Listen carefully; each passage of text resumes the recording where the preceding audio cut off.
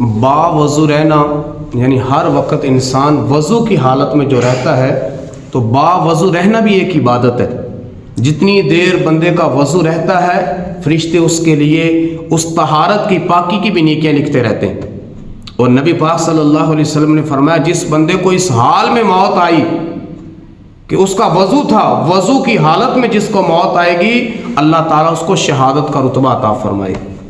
حضرت ابو ہریرہ روایت کرتے ہیں، بخاری شریف کی حدیث پاک ہے، نبی پاک صلی اللہ علیہ وسلم نے فرمایا وضو کی فضیلت کے حوالے سے کہ کل قیامت والے دن میری امت اس حال میں آئے گی میدان محشر میں، فرمایا میری امت کے ہاتھ چمکتے ہوں گے، ان کے چہرے چمکتے ہوں گے، ان کے پاؤں چمکتے ہوں گے۔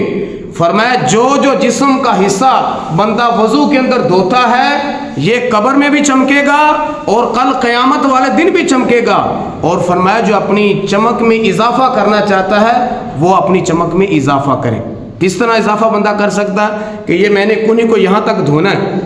میں تھوڑا سا اوپر دھو لوں گا تو میری چمک قیامت والے دن اوپر تک چلی جائے گی، یعنی جتنا حصہ وضو کے اندر میں دھوتا جاؤں گا وہ جسم کا حصہ کل قیامت والے دن میرے لیے روشن ہوگا۔ حضرت ابو امامہ روایت کرتے ہیں، مسند احمد کی حدیث پاک ہے کہ نبی پاک صلی اللہ علیہ وسلم نے فرمایا جس وقت بندہ نماز کا ارادہ کر کے وضو کے لیے بیٹھتا ہے اور پہلا قطرہ جب بندے کے ہاتھ پہ گرتا ہے پانی کا، اللہ اس بندے کی بخشش کر دیتا ہے۔ اور ایک روایت میں کہ جس وقت بندہ نماز کا ارادہ کر کے وضو کے لیے بیٹھتا ہے تو جب بندہ وضو کے اندر جو ہے اپنے ہاتھ دھوتا ہے، ہاتھ دھونے سے اللہ تعالیٰ اس کے ہاتھوں کے گناہوں کو معاف فرما دیتا ہے۔ بندہ جس وقت وضو کے اندر کولی کرتا ہے، کولی کرنے سے اس کی زبان کے گناہ، اس کے ہونٹوں کے گناہوں کو اللہ تعالیٰ معاف فرما دیتا ہے۔ اور جس وقت بندہ وضو کے اندر جو ہے اپنے چہرے کو دھوتا ہے، اپنے منہ کو دھوتا ہے، منہ دھونے سے اللہ اس کی آنکھوں کے گناہوں کو معاف فرما دیتا ہے۔ اسی طرح فرمایا جب بندہ کونیاں دھوتا ہے، کونیاں دھونے سے بازوؤں کے گناہوں کو اللہ معاف کر دیتا ہے۔ بندہ پاؤں دھوتا ہے، پاؤں دھونے سے اللہ تعالیٰ اس کے پاؤں کے گناہوں کو معاف کر دیتا ہے۔ فرمایا جس وقت بندہ وضو کر کے فارغ ہو جاتا ہے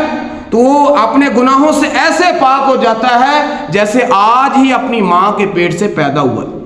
یہ وضو کی فضیلت ہے، ابھی نماز اس نے بعد میں پڑھنی ہے، تو وضو جب بندہ کرتا ہے اس وضو کی برکت سے اللہ تعالیٰ اس کی زندگی کے سارے پچھلے گناہوں کو معاف کر دیتا ہے۔ اور فرمایا نبی پاک نے جب بندہ وضو کر لیتا ہے،